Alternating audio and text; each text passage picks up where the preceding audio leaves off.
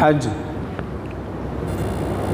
یہ اللہ رب العزت کی ایک عشقیہ عبادت ہے۔ اللہ تعالیٰ نے انسان پر 3 طرح کی عبادتیں عائد کی ہیں۔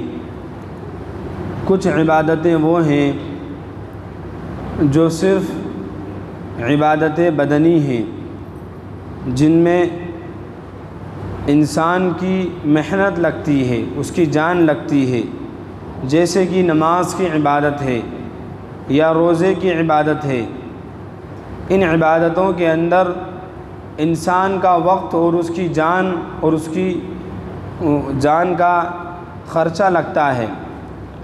اور دوسری عبادت وہ ہے جس میں انسان کا مال ہی خرچ ہوتا ہے بس، جیسے کہ زکوٰۃ ہے، صدقات ہیں، قربانیاں ہیں، اس میں انسان کا مال خرچ ہوتا ہے۔ تو ایک پہلی جو عبادت ہے اس کو عبادت بدنی کہا جاتا ہے، جس میں بدن کی طاقت استعمال ہوتی ہے، اور دوسری جو عبادت ہے اس کو عبادت مالی کہا جاتا ہے، جس کے اندر مال خرچ ہوتا ہے۔ لیکن اگر آپ غور کریں گے تو حج ایک ایسی عبادت ہے جس میں انسان کی طاقت بھی خرچ ہوتی ہے اور انسان کا مال بھی خرچ ہوتا ہے۔ تو گویا کہ حج جانی عبادت بھی ہے، مالی عبادت بھی ہے۔ تو جانی عبادت اور مالی عبادت دونوں کو جمع کرنے والی جو عبادت ہے وہ حج کی اہم ترین عبادت ہے۔ اللہ تعالیٰ نے اس کا ایک وقت مقرر کیا ہے، اس کی ایک جگہ مقرر کی ہے، ایک خاص کیفیت مقرر کی ہے۔ اسی خاص کیفیت کے اندر اور انہی خاص دنوں کے اندر دنیا کے ہر طبقے کے انسان کو حج کرنا ہے۔ مالدار کے لیے، بڑے مالدار کے لیے، وی آئی پیز کے لیے، وی آئی پیز کے لیے، یا پڑھے لکھوں کے لیے، ان پڑھوں کے لیے، قریب والوں کے لیے، دور والوں کے لیے حج کا کوئی الگ الگ وقت نہیں ہے۔ حج کے لیے کوئی الگ الگ جگہیں بھی نہیں ہیں، بلکہ جتنے بھی ارکان اور جتنے بھی افعال حج کے اندر ہیں وہ ایک ہی وقت کے اندر ہیں۔ اسی وجہ سے قرآن پاک کے دوسرے پارے میں سورۃ البقرہ کے اندر اللہ رب العالمین نے ارشاد فرمایا، الحج اشہر معلومات، حج ان معلوم مہینوں کے اندر ادا ہوگا۔ حج کے جو اصل مہینے ہیں وہ شوال، ذی قعدہ، ذی الحجہ، لیکن اصل حج کے ارکان اور افعال جو ادا کیے جاتے ہیں وہ 9 ذی الحجہ سے 12 ذی الحجہ تک ادا کیے جاتے ہیں۔ وہ 5 مخصوص دن ہوتے ہیں جس میں حج کے ارکان ادا کیے جاتے ہیں۔ لیکن حج کوئی عام عبادت نہیں ہے، یہ ایک ایسی عشقیہ، دیوانہ وار اور ایسی فریفتگی والی عبادت ہے جس میں حاجی کے ہر عمل سے، اس کے ہر چلنے اور بولنے اور ہر کام سے اللہ کا عشق ظاہر ہوتا ہے، اللہ کی بندگی ظاہر ہوتی ہے۔ اس لیے علماء نے لکھا ہے کہ حج ایک عشقیہ عبادت ہے۔ قرآن پاک کے اندر اللہ رب العالمین نے سورہ آل عمران میں 4 پارے کے اندر ارشاد فرمایا، وَلِلَّهِ عَلَى النَّاسِ حِجُّ الْبَيْتِ مَنِ اسْتَطَاعَ إِلَيْهِ سَبِيلًا، کہ جس شخص کے پاس طاقت ہو، استطاعت ہو بیت اللہ تک پہنچنے کی، تو اس پر اللہ کے لیے حج فرض ہو جاتا ہے، لہذا اس کو جا کر کے حج ادا کرنا چاہیے۔ بلا کسی وجہ کے حج کے اندر تاخیر کرنا مناسب نہیں ہے۔ عام طور پر ہمارے معاشرے کا ماحول اس طرح کا ہے کہ پہلے بیٹیوں کی شادی ہوگی، بیٹوں کی شادیاں ہوں گی، اس کے بعد کچھ کاروباری کام ہیں وہ انجام دیے جائیں گے، پھر جب عمر کا ایک خاصا حصہ گزر جائے گا اس کے بعد حج کے لیے ہم روانہ ہوں گے۔ یہ ماحول صرف ہندوستان کے اندر ہے کہ یہاں حج کرنے والے زیادہ تر لوگ بوڑھے ہوتے ہیں، جن کو ایکسپائر بھی کہا جا سکتا ہے۔ حج تو اصل میں جوانی کی عبادت ہے، مجاہدے والی عبادت ہے، جس کے اندر کبھی گرمی کے اندر چلچلاتی دھوپ میں اس کالے، جس پر جو کالے غلاف سے ڈھاکا گیا ہے، خانہ کعبہ کے ایک محبت اور عشق کا جذبہ لیے ہوئے کبھی اس کے چکر لگانا ہے، کبھی صفا مروہ پر دوڑ لگانا ہے، کبھی منی جانا ہے، کبھی عرفات کے اندر قیام کرنا ہے، قربانی کرنا ہے، یہاں سے وہاں مستقل ایک کے بعد ایک عمل کرتے رہنا ہے۔ دراصل یہ اعمال، یہ افعال پوری مجاہدے کے ساتھ جس طریقے سے جوانی میں جو ادا ہو سکتے ہیں، وہ عمر کا ایک حصہ گزر جانے کے بعد اتنے اچھے انداز میں ادا نہیں ہو سکتے۔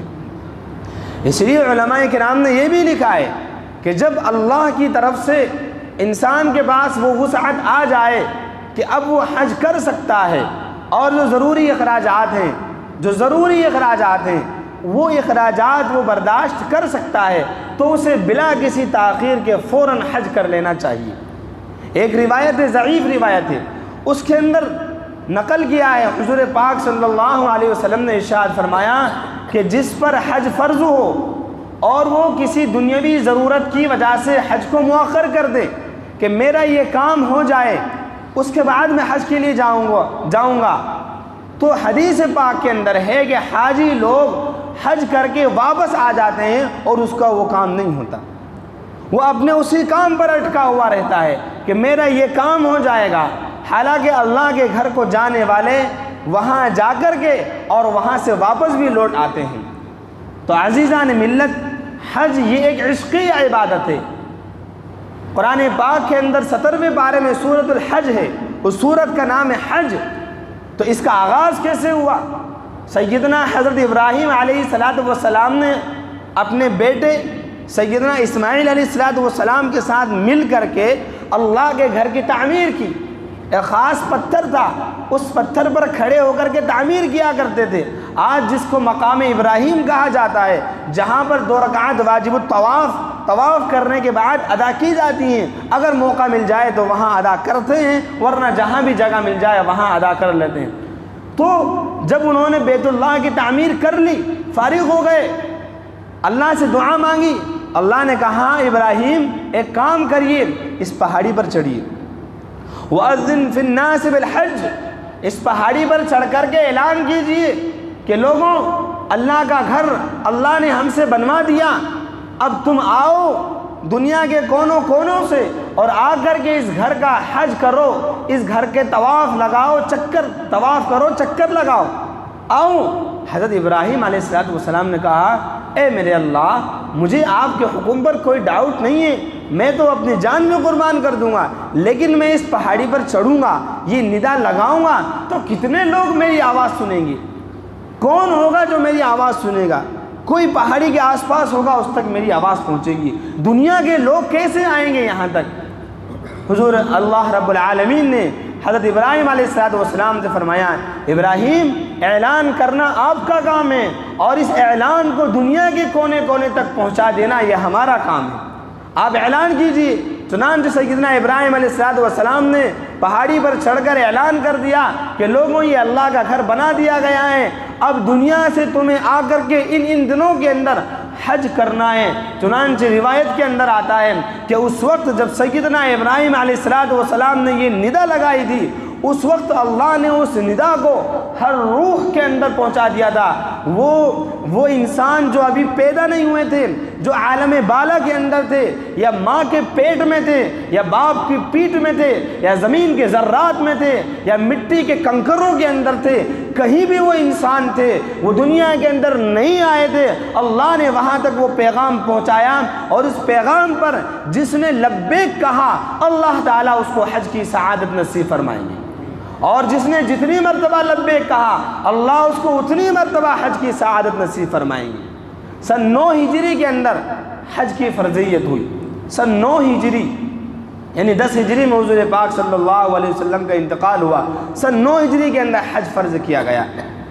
لیکن حج جیسے میں نے کہا عام عبادت نہیں ہے، انسان جب حج کے لیے تیار ہوتا ہے، تو اصل حج کا پیغام جو سفر شروع ہو رہا ہے وہ یہ ہے کہ اس سفر کے اندر تمہیں اپنی زندگی کو بدلنا ہے، اپنے آپ کو تقوی والی راہ پر لانا ہے، تمام منکرات سے اپنے آپ کو پاک کرنا ہے۔ چنانچہ اسی لیے تو کہا فَمَنْ فَرَضَ فِيهِنَّ الْحَجَّ فَلَا رَفَثَ وَلَا فُسُوقَ وَلَا جِدَالَ فِي الْحَجِّ، کہ جس پر ان دنوں کے اندر حج فرض ہو جائے وہ کوئی بد فعلی نہ کرے، بد عملی نہ کرے، جنسی کوئی خواہشات پوری نہ کرے، وہ بد کلامی نہ کرے، کسی سے جھگڑا نہ کرے، کہ اپنی زبان سے کسی کو برا بھلا نہ کہے، چوری نہ کرے، بلکہ اس کے لیے چاہیے کہ وہ توشہ لے کر کے جائے۔ اور فرمایا فَإِنَّ خَيْرَ الزَّادِ التَّقْوَىٰ، کہ سب سے بہترین توشہ، سب سے بہترین زاد راہ، یعنی سفر میں سب سے بہترین کام آنے والی چیز وہ تقویٰ ہے۔ اب جب حاجی روانہ ہوتا ہے حج کے لیے، اسی وقت سے اس کو سگنل دیا جاتا ہے، پیغام دیا جاتا ہے کہ تمہاری فیملی کے اندر 10 لوگ ہیں، 20 لوگ ہیں، پریوار میں 50 لوگ ہیں، رشتہ داروں میں بے شمار ہیں، تمہارے چاہنے والے بے شمار ہیں، تمہارے شہر میں بے شمار ہیں، لیکن تم اکیلے جس کے لیے حج کو مقرر کیا گیا ہے وہ اکیلا جا رہا ہے، اس کی بیوی جا رہی ہے۔ یہ پیغام ہے کہ جیسے تم آج حج کے لیے روانہ ہو رہے ہو، ایک وقت آئے گا کہ تمہیں اپنی قبر کے لیے بھی اسی طریقے سے روانہ ہونا ہوگا۔ تمام کے تمام رشتہ داروں کو چھوڑ کر کے، تمام پریوار خاندان والوں کو چھوڑ کر کے، تمام چاہنے والے، محبت کرنے والے، تمام ہماری نیند اور راحت اور ہر چیز میں شریک رہنے والوں کو چھوڑ کر کے جانا ہوگا۔ اسی طریقے سے جیسے آج آپ حج کے لیے جا رہے ہیں، بہت دور جا رہے ہیں، زندگی کا بھروسہ نہیں ہے، زندگی وفا کرے نہ کرے، لاکھوں لوگوں کی بھیڑ ہوگی، اس کے بیچ میں جا کر کے حج ادا کرنا ہے۔ چنانچہ یہیں سے پیغام دیا جاتا ہے کہ اپنے دل میں یہ بات ڈال لیجئے کہ آج میں اللہ کی رضا کے لیے نکل رہا ہوں۔ اس سفر میں میرا سب سے بڑا کام یہ ہے کہ میرا خالق جس نے مجھے پیدا کیا ہے اس کا میں حقیقی عاشق بن جاؤں، اس کی محبت کے اندر میں گرفتار ہو جاؤں، میرے دل کے اندر اس کی محبت سما جائے، میں اس کا حقیقی بندہ بن جاؤں، میں اس کی ہر حکم پر اپنی تمام خواہشات کو، اپنے تمام جذبات کو، اپنی تمام کی تمام چیزوں کو قربان کرنے والا بن جاؤں۔ وہ کہے گا مجھ سے تجھے کپڑے نہیں پہننا ہے، تجھے بنا سلے ہوئے کپڑوں کے اندر اپنے بدن کو ڈھانکنا ہے، بس وہی میں کروں گا۔ وہ کہے گا اب پڑھو لبیک اللہم لبیک، یوں کہو میرے رب میں حاضر ہوں۔ رب نظر نہیں آ رہا ہے، سامنے کوئی موجود نہیں ہے، یہ آسمانوں میں اڑ رہا ہے اور کہتا ہے لبیک اللہم لبیک، اے میرے پروردگار میں حاضر ہوں۔ آپ نے سالوں سال پہلے ابراہیم علیہ السلام سے ندا لگوائی تھی کہ آؤ حج کے لیے، آج مجھے قبول کیا ہے، میں حاضر ہوں، میں حاضر ہوں، میں سفید چادروں کے اندر لپٹا ہوا ہوں، میں کیونکہ کفن بھی انسان کا بنا سلا ہوتا ہے، احرام بھی انسان کا بنا سلا ہوا ہوتا ہے، 2 چادریں ہوتی ہیں لپیٹ لی جاتی ہیں، احرام باندھ لیا، مطلب یہ ہے کہ آج اب سے آپ کے لیے جو جائز چیزیں تھی وہ بھی منع کر دی گئی ہیں، ناجائز چیزیں تو چھوڑنا ہی چھوڑنا ہے۔ ظاہر سی بات ہے آپ کی اہلیہ ہیں، آپ کی بیوی ہیں، اللہ نے حلال کیا ہے، لیکن اس سفر کے اندر بیوی سے بے حجابانہ باتیں کرنا وہ بھی ممنوع قرار دے دیا گیا۔ اس سفر کے اندر آپ وہ بھی نہیں کر سکتے، اپنی بیوی سے بے تکلفی کی باتیں بھی نہیں کر سکتے، بالکل نارمل رہنا ہے، یہ بتلانے کے لیے کہ جب جائز چیزوں کو بھی اللہ کی رضا حاصل کرنے کے لیے چھوڑ رہے ہیں تو ناجائز چیزوں کو بھی چھوڑنا پڑے گا۔ یہ ایک مقدس سفر ہے، اس سفر کے لیے اپنے آپ کو تیار کرنا ہے، اور زاد راہ کے لیے یعنی سفر میں توشے کے لیے سب سے بہترین چیز تقوی اور پرہیزگاری اختیار کرنا ہے۔ لہذا حج کے لیے جن پیسوں کا انتظام کیا جائے وہ حلال پیسہ ہونا چاہیے، ایک پائی پائی اس کے اندر حلال کی ہونا چاہیے۔ حرام پیسے سے حج کرنے کا کوئی مطلب بنتا ہی نہیں ہے، کیونکہ حرام پیسے کا انسان مالک ہی نہیں بنتا۔ حرام پیسوں کے اندر تو زکوٰۃ بھی نہیں آتی، زکوٰۃ کیوں آئے گی؟ وہ مال ہے ہی نہیں آپ کا، وہ تو جس سے آپ نے لیا ہے مال تو اس کا ہے، اور زکوٰۃ آپ کے مال میں آنی ہے۔ اگر کوئی حرام مال کے 50 کروڑ کا بھی مالک بن جائے گا، ایک چونی کی بھی زکوٰۃ اس پر واجب نہیں ہوگی۔ کیوں نہیں ہوگی؟ اس کا مال ہی نہیں ہے۔ جب زکوٰۃ واجب نہیں ہو رہی ہے تو اس حرام مال سے اس کے لیے حج پر جانا بھی درست نہیں جائے، حج پر کوئی ضرورت نہیں ہے۔ حلال پیسوں سے جائے، محنت پسینے کی کمائی سے جائے، اور یہ استحضار کریں اس سفر کے اندر میرے دل میں میرے رب کا حقیقی عشق آنا ہے۔ ایک دنیا کی مجازی محبتیں ہوتی ہیں جو سانس بند ہونے کے بعد ختم ہو جاتی ہیں، مال و دولت کے لٹ جانے کے بعد ان محبتوں کا اختتام ہو جاتا ہے۔ وہ محبتیں جب عہدے پر فائز ہوتے ہیں، وہ محبتیں ملتی ہیں، عہدوں سے نیچے اترتے ہیں، پگڑیاں اچھال دی جاتی ہیں، وہ محبتیں ختم ہو جاتی ہیں۔ لیکن یہ عشق ہے جو عشق آپ کو دنیا میں بھی کام آئے گا، موت کے وقت بھی کام آئے گا، مرنے کے بعد قبر میں بھی کام آئے گا۔ یہ عشق ہوگا جو آپ کو جنت میں داخل کرائے گا، پل صراط پر آپ کا راستہ آسان کر دے گا۔ یہ وہ عشق ہوگا جو حوض کوثر سے جام کوثر آپ کو ملوائے گا۔ یہ وہ عشق ہوگا جو جنت میں رب کا دیدار بھی کرائے گا۔ یہ وہ عشق ہوگا جو جنت کی نعمتوں سے مالا مال کرے گا۔ لہذا یہ جو حج کے ایام ہوتے ہیں، ان حج کے پورے ایام کے اندر پوری انسانیت کو، پورے مسلمانوں کو اللہ سے اپنے عشق حقیقی کی یعنی پریکٹس کرنا چاہیے کہ اگر ہمارے پریوار یا ہمارے شہر سے چند لوگ وہاں جا رہے ہیں، اللہ نے آج ان کے لیے مقدر کیا ہے، میرا نمبر نہیں آیا، میرا رب مجھے جب بلائے گا تب میں جاؤں گا، لیکن تب تک میں انتظار کر رہا ہوں، میں یہیں سے میرے رب سے عشق کروں گا۔ اس سے عشق کرنے کے لیے باؤنڈریاں نہیں ہیں، مقامات نہیں ہیں۔ یہ الگ بات ہے کہ اللہ نے ان کو قبول کر لیا ہے، لیکن میں اپنی جگہ پر رہتے ہوئے بھی میرے رب سے عشق کر سکتا ہوں، اس کو منا سکتا ہوں، اس کے سامنے گر گڑا سکتا ہوں۔ بہرحال حاجی جب جاتا ہے، جانے کے بعد وہ پہنچ جاتا ہے، اب وہاں پہنچنے کے بعد طواف کرتا ہے۔ طواف کے اندر کیا کرنا ہے؟ اس کو چکر لگانا ہے۔ کس چیز کا چکر لگانا ہے؟ ایک بے جان گھر کا چکر لگانا ہے۔ کس لیے چکر لگانا ہے؟ یہ حج پر جانے والا تو مالدار ہے، یہ جانے والا تو مالدار ہے، یہ کیوں چکر لگا رہا ہے؟ کہا یہ چکر لگانا یہ تمہیں اس بات کا پیغام دینا ہے کہ تمہیں ساری زندگی کی دوڑ دھوپ اپنے لیے کرتے ہیں۔ ہر انسان چکر لگاتا ہے، کوئی بینکوں کا چکر لگا رہا ہے، کوئی ہسپتالوں کا چکر لگا رہا ہے، کوئی اسکول کالجز کا چکر لگا رہا ہے، کوئی اپنی یاری عیاری کے لیے چکر لگا رہا ہے، کوئی ہوٹلوں کے چکر لگا رہا ہے۔ ہر ایک اپنے اپنے چکر لگاتے ہیں، لیکن وہ چکر جو ہوتا ہے طواف کا، وہ یہ پیغام دیتا ہے یہ چکر میرے کاروبار کے لیے یا میری ذاتی چیزوں کے لیے نہیں ہے، یہ چکر تو میرے رب کی رضا کے لیے ہے، لہذا میرے رب کو مجھے راضی کرنا ہے۔ ایک ایک چکر اس بات کی دہائی دیتا ہے، پیغام دیتا ہے کہ یہ چکر، یہ چلچلاتی دھوپ، یہ بدن کھلا ہوا ہے، یہ پسینہ بہہ رہا ہے آپ کا، اور آپ کے پاس کوئی چھائے کا انتظام نہیں ہے، لیکن آپ پھر بھی چکر پر چکر لگائے جا رہے ہیں۔ یہ پیغام ہے اس بات کا کہ یہ چکر خالص اللہ کو راضی کرنے کے لیے۔ حج کے ایک ایک رکن کے اندر اس بات کو سمجھایا جاتا ہے۔ پھر وہاں سے حاجی فارغ ہوتا ہے، سعی کے لیے جاتا ہے۔ سعی میں اس کو کیا کرنا ہے؟ ایک پہاڑی سے دوڑنا ہے، دوسرے پہاڑی پر جانا ہے، وہاں سے دوڑنا ہے، پھر آنا ہے۔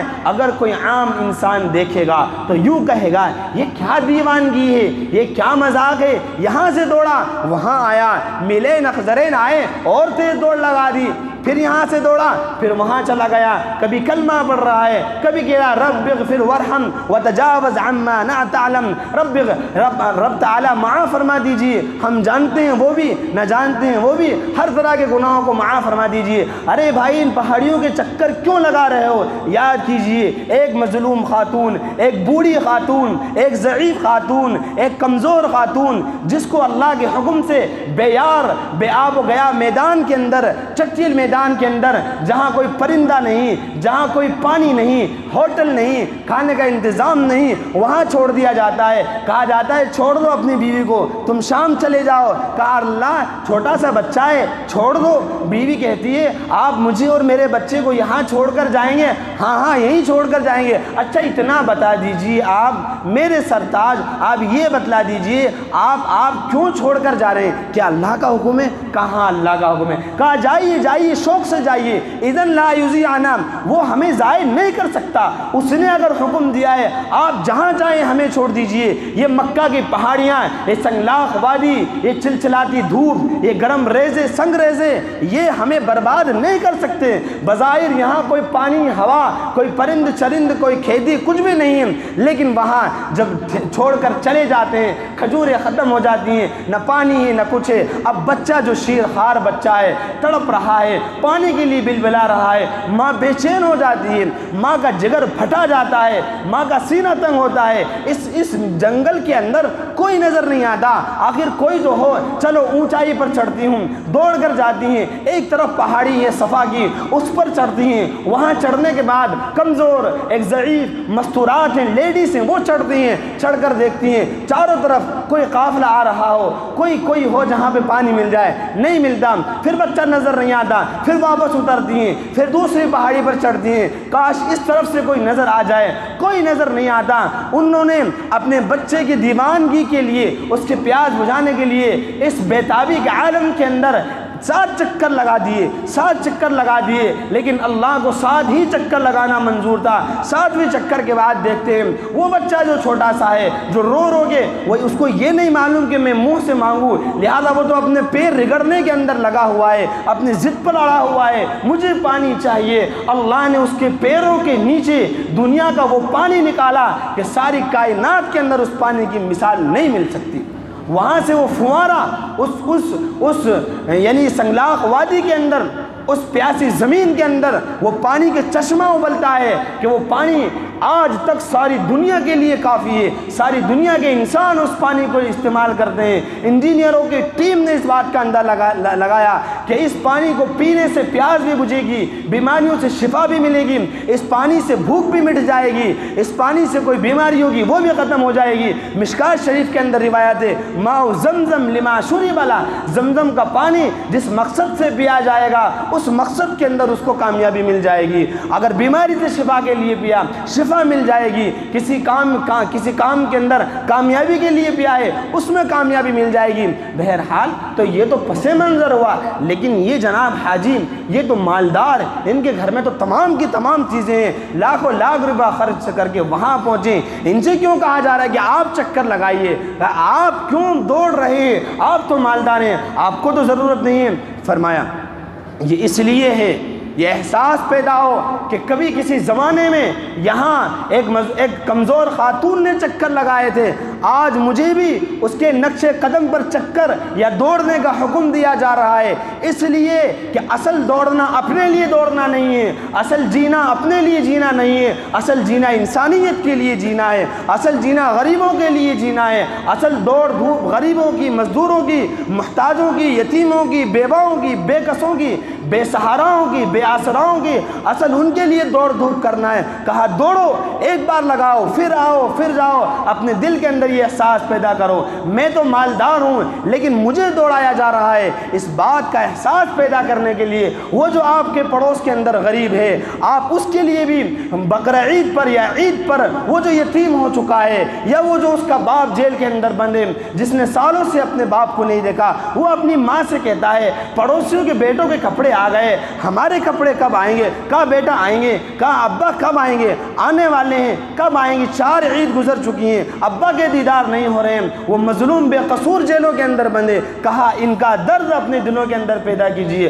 حاجی کے اندر یہ تڑپ پیدا کی جاتی ہے، حاجی کے لیے یہ ضروری ہے کہ جب وہاں جائے تو غریبوں کا درد لے کر آئے، یہ نہیں کہ اسٹینڈر بن کر کے آ جائے اور یہ کہ اور اپنی شان کو بلند کر لے، اپنی مونچھوں کو تاؤ دے لے میں حاجی بن گیا، نہیں، عاجزی، انکساری، تواضع اپنے اندر پیدا کرنا ہے۔ اس لیے کہا حج ایک عشقیہ عبادت ہے، سر کھلے ہوئے ہیں، سر کے اندر تیل نہیں ہے، سر کے اندر تیل نہیں ہے، بدن پر خوشبو نہیں ہے، سلا ہوا کپڑا نہیں ہے، پھر بھی دوڑنا ہے، یہ ہے ایک عشقیہ عبادت۔ پھر کہا کہ جاؤ، اب جاؤ، وہاں جاؤ، عرفات کے اندر جاؤ، سارا دن گزارو وہاں پر، فجر سے لے کر عشاء تک آپ کو وہیں رہنا ہے، وہاں کیا کرنا ہے؟ بس یاد کیجیے اللہ کو، یاد کیجیے۔ وہاں کیوں ٹھہرنا ہے؟ بھئی وہاں اللہ کی یاد میں ٹھہرنا ہے۔ اب سارا دن اس کو گزر جاتا ہے، سارا دن گزر جانے کے بعد اب تقاضا ہوتا ہے اب میں ذرا آرام کر لوں، اب میں ذرا آرام کر لوں۔ تھکن ہو رہی ہے، لیکن وہاں پر مزدلفہ کی پہاڑیوں میں مشعر حرام کے پاس حکم دیا جاتا ہے، نہیں اب تو مانگنے کا وقت ہے، اب تو ذکر کرنے کا وقت ہے۔ یہ حاجی جو دن بھر کا تھکا ہوا تھا، یہ حاجی جو 70 سال کی عمر میں وہاں پہنچا ہے، جس کے ہاتھ پیر جواب دے چکے ہیں، اللہ اس کو اتنا پاور دیتے ہیں کہ یہ دن بھر کی تھکان کے بعد بھی رات میں آنسو بہاتا ہے۔ فاذکروا اللہ عند المشعر الحرام، وہاں مانگتا ہے، وہاں مانگنے کے بعد پھر اس کو مسجد نمرہ کے اندر وہ خطبہ سنایا جاتا ہے، جو خطبہ کائنات کے سردار جناب محمد رسول اللہ صلی اللہ علیہ وسلم نے 1450 سال پہلے دیا تھا۔ فرمایا تھا الا ان دماءکم واموالکم واعراضکم حرام علیکم فی یومکم ھذا فی شہرکم ھذا، یہ فرمایا فی مقامکم ھذا، کہا تم سب غریب امیر کوئی فرق نہیں ہے، سب کا خون، سب کی جانیں، سب کا مال اور سب کی عزتیں ایک دوسرے پر بلا وجہ کے ایسے ہی حرام ہیں جیسے کہ آج حج کے دن کے اندر، آج اس عرب کی سرزمین کے مکہ کے اندر، آج اس مبارک دن ذی الحجہ کے اندر، آج جیسے آج سب کی عزتیں محفوظ ہیں، آپس میں ایک دوسرے کی عزتیں بھی ایسے محفوظ رہیں گی، قیامت تک کے لیے محفوظ رہیں گی۔ مسلمان کے لیے مسلمان کی عزت کو اچھالنا جائز نہیں ہے، حرام ہے۔ خانہ کعبہ کو ڈھا دینے سے بڑا گناہ ہے کسی مسلمان کو نیچا کر دینا۔ آج کیا حال ہے ہمارا، حج بھی کر لیا، نمازیں بھی پڑھ لی، بہت کچھ کر لیا، لیکن نہیں میرا پڑوسی آگے نہیں بڑھ سکتا، میرا محلے والا آگے نہیں بڑھ سکتا، سب سے پہلے میں اس کی ٹانگ کھینچ کر اس کو گرا دوں گا، وہ آگے نہیں بڑھ سکتا۔ جب تک ہمارے اندر یہ احساس رہے گا اس وقت تک امت نہیں بن سکتی۔ فرقے رہیں گے، ٹولیاں رہیں گی، خاندان رہیں گے، لیکن امت کو بنانے کے لیے انسانیت کا درد اور امت کی غمخواری حضور پاک صلی اللہ علیہ وسلم نے جن الفاظ میں بیان فرمائی وہ ہمارے اندر ہونا ہوگا۔ بہرحال اس کے بعد حاجی کو آگے بڑھایا جاتا ہے، بڑھیے یہ جو شیطان ہے جو رب اور بندے کی عبادت کے بیچ میں آتا ہے، مارو اس کو، 7 کنکریاں مارو، اس کو مارا جاتا ہے۔ کیا عبادت، کیا دیوانگی ہے، کوئی نظر نہیں آتا، کیوں ماریں؟ میرے رب کا حکم ہے، اس نے کہا ہے مارو، ماریں گے۔ پھر اس نے کہا اور آگے جاؤ، اب ابھی بھی تمہیں احساس پیدا کیا جائے گا، مال کی بھی قربانی دیجیے، چنانچہ اب اپنی جانور کی قربانی پیش کیجیے۔ جانور کی قربانی بھی حاجی سے لی جاتی ہے، اب قربانی پیش کر کے احساس پیدا کیجیے، ان صلاتی و نسکی و محیایا و مماتی للہ رب العالمین، کہہ دیجیے کہ میری نماز، میری عبادتیں، میرا جینا، میرا مرنا اور میرا سب کچھ اس اللہ کے لیے جو تمام جہانوں کا رب ہے، میرا وجود اس کے لیے، اسی نے مجھے وجود بخشا ہے۔ اس کے بعد حلق بھی کرایا جاتا ہے، اس میں یہ احساس پیدا کیا جاتا ہے اپنے جسم کے بال کو تم قربان کر رہے ہو، اپنے جسم کے بال اکھاڑ رہے ہو، احساس پیدا کر لیجئے اللہ کے لیے، اللہ کے دین کے لیے، اللہ کے بندوں کے لیے اپنی جانی قربانی بھی دینا ہے، بدن کی قربانی بھی دینا ہے۔ بہرحال یہ حج ایک عشق یا عبادت ہے، اس لیے فرمایا الحج المبرور لیس له جزاء الا الجنہ، کہ حج مبرور جو ہوتا ہے اس میں جنت کے علاوہ اس کا کوئی بدلہ نہیں، اس کو صرف جنت دی جاتی ہے۔ فرمایا جو شخص حج کے لیے نکلا، نہ اس نے کوئی گناہ کیا، نہ بد کلامی کی، نہ بد اخلاقی کی، فرمایا رجع کیوم ولدتہ امہ، جب وہ لوٹتا ہے فرشتے کہتے ہیں جناب آج سے نئے اعمال کیجیے، آج آپ ہی اپنی ماں کے پیٹ سے گویا کہ پیدا ہوئے ہیں، بالکل ایسے پاک صاف کر دیا جاتا ہے گناہوں سے جیسے آج ہی اپنی ماں کے یہاں سے پیدا ہوا ہے، کوئی گناہ نہیں ہوتا ہے۔ اس لیے حج مبرور کے بارے میں لکھا ہے حج کسی کا حج اگر دیکھنا ہو کہ اس کا حج قبول ہوا ہے یا نہیں ہوا تو اس کی پہلی زندگی بعد کی زندگی سے الگ ہوتی ہے۔ بعد کی زندگی میں تقوی، للہیت، طہارت، یہ تمام کی تمام چیزیں، پرہیزگاری اس کے اندر آ جاتی ہیں، اور اگر اس کی پہلی والی زندگی بعد والی زندگی کے اندر کوئی فرق نہیں آتا ہے، جیسا پہلے گناہ کیا کرتا تھا آج بھی ویسا ہی کر رہا ہے، اس کا مطلب یہ ہے کہ حج مکمل طور پر قبول نہیں ہوا، یہ حج مبرور نہیں ہوا۔ اللہ تعالیٰ جو ہمارے شہر سے، ہمارے اطراف سے جانے والے ہیں ان کے لیے آسانیاں پیدا فرمائے، ان کو قوت و طاقت عطا فرمائے، ان کے گھر والوں کو بھی اللہ صبر و ہمت نصیب فرمائے، اور یہاں پر موجود تمام کے تمام لوگ اور اللہ کے تمام بندوں کو اللہ تعالیٰ اپنے فضل و کرم سے حج بیت اللہ نصیب فرمائے، آمین۔ وآخر دعوانا الحمد للہ رب العالمین۔ سنتوں سے فارغ ہو جائیں۔